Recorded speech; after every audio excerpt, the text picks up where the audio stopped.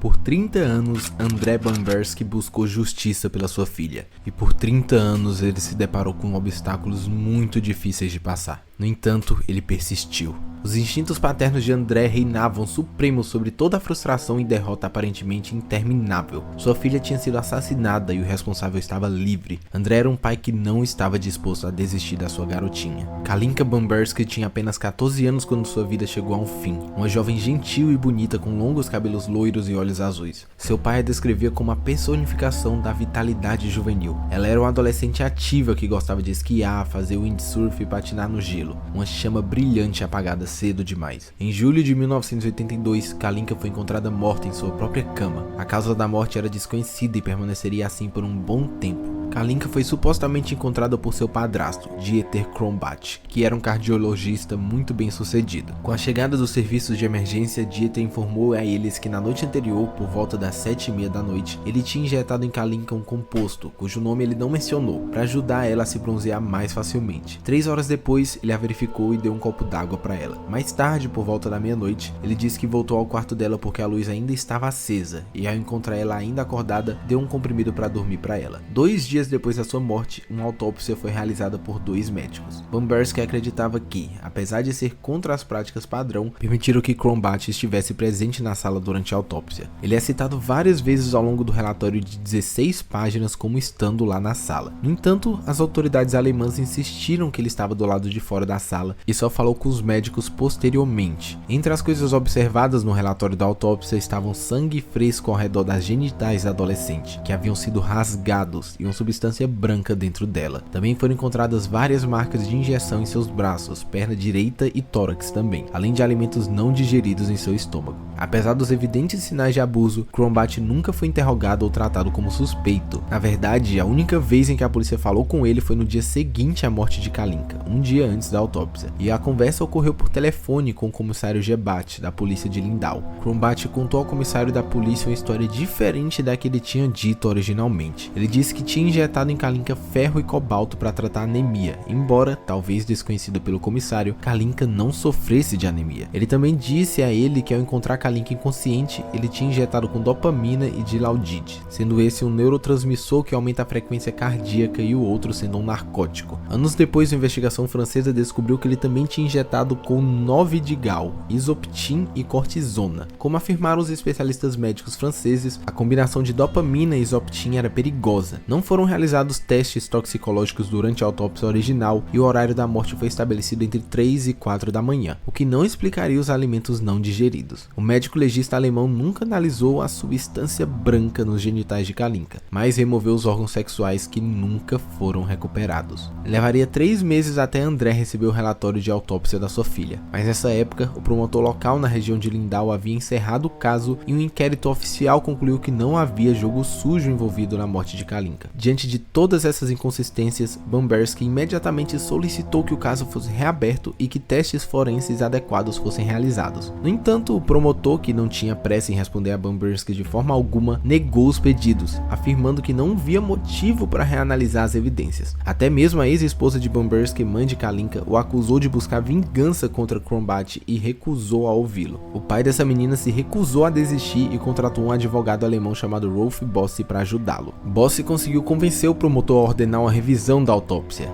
Ela foi realizada por 3 cirurgiões, que foram liderados pelo professor Spahn, do Instituto Forense de Munique. Spahn lançou dúvidas sobre o testemunho de Kronbach ao concluir que a injeção de cobalto e ferro tinha sido administrada muito depois do jantar. No entanto, ele forneceu um relatório limitado e inconclusivo. Ele não mencionou a causa da morte nem fez menção ao estado dos genitais da menina. Embora Spahn tenha escrito ao escritório do promotor pedindo para examinar as partes genitais desaparecidas, ele recebeu uma resposta vaga. Bosse também conseguiu persuadir o comissário Gebat a concordar em entrevistar as outras testemunhas da casa no momento da morte de Kalinka, mesmo que fosse 1 ano depois do incidente. Tinha sua mãe Danielle, os 2 filhos de Kronbach e o irmão de Kalinka, o Nicholas. Várias contradições surgiram em seus relatos em comparação ao de Kronbach, especialmente em relação a se Kalinka recebeu uma injeção na hora do jantar. Todos concordaram também que Kalinka estava com uma boa saúde. Descobrindo ainda mais inconsistências no caso, Bosse solicitou novamente a reabertura do caso, mas também foi negado com base em evidências insuficientes. Durante uma entrevista com um repórter, Bambersky recordou que, nesse ponto,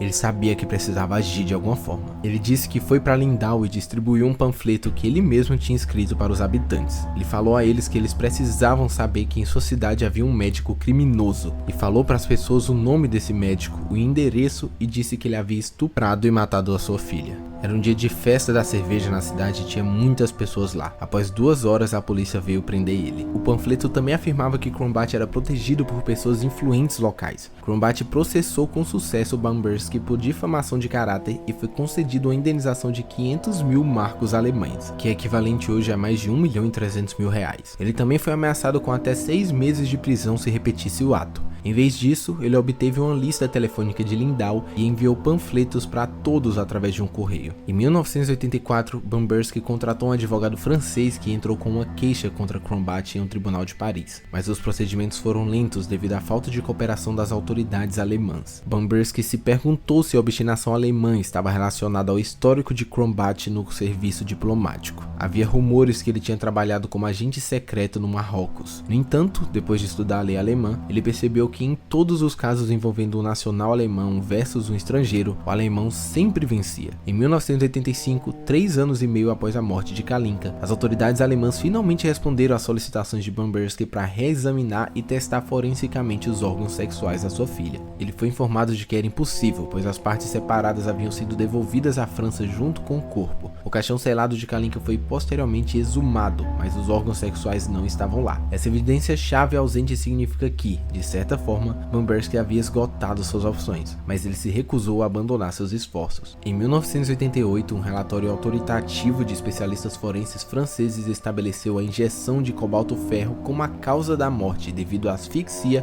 e choque cardiovascular. Isso provou que Cronbach a havia matado, mesmo que por acidente, mas mais uma vez as autoridades alemãs fecharam os olhos. Em 1993, Cronbach finalmente seria levado à justiça em um tribunal francês, mas o julgamento foi adiado várias vezes. Quando finalmente aconteceu, 2 anos depois, Cronbach se recusou a comparecer. Apesar de sua ausência, Cronbach foi considerado culpado e condenado a 15 anos de prisão. No entanto, nenhum mandado internacional foi emitido para sua prisão. 2 anos após o julgamento de Cronbach na França, ele foi preso por drogar e estuprar uma paciente de 16 anos. Confrontado com a evidência forense, ele admitiu o crime e se declarou culpado. Outros 5 pacientes se apresentaram para denunciar estupros cometidos por Cronbach, mas seus depoimentos foram rejeitados por falta de evidências forenses. E para você ver, Cronbach teria falado desse estupro sem arrependimento, mas falou até com um cinismo meio divertido. Um psiquiatra que testemunhou descreveu ele como um personagem narcisista que se considerava acima da lei. As autoridades alemãs apenas alimentaram essa ilusão, pois ele recebeu uma pena suspensa. Em um filme chamado A Última Jornada de Kalinka, dirigido por Hilda Sinning, a Hilda entrevista 2 jovens que afirmam ter se tornado amigas e terem ido de férias com Cronbach. Durante essas férias, ele as drogou e estuprou. Uma das garotas tinha apenas 14 anos na época. Sua mãe não acreditou nelas, afirmando que Cronbach era um homem bom, e o próprio Cronbach afirmou mal conhecê-las e negou ter ido de férias com elas. No entanto, as garotas tinham fotos com eles da viagem. Parecia que ele havia escapado impune de suas ações malignas durante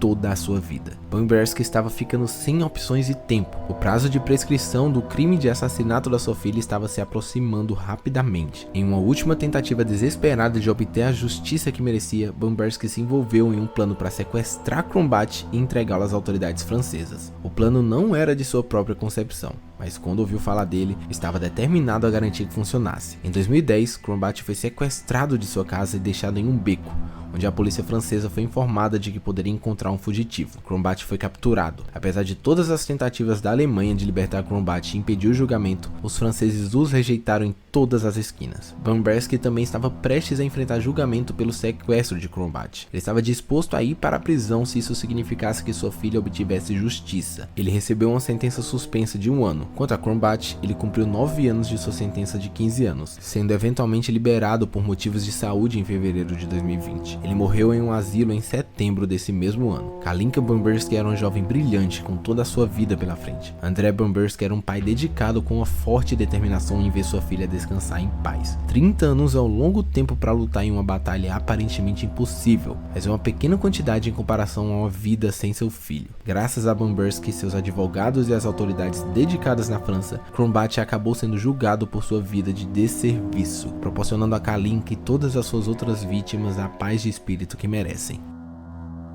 Espero que você tenha gostado desse vídeo, e se tiver gostado, não se esqueça de deixar um like e se inscrever no canal para receber nossos próximos envios, tá bom? E vai estar aparecendo uma sugestão de outro vídeo aqui do canal que com certeza você vai gostar muito, é só clicar aqui na tela. Eu te vejo no próximo vídeo.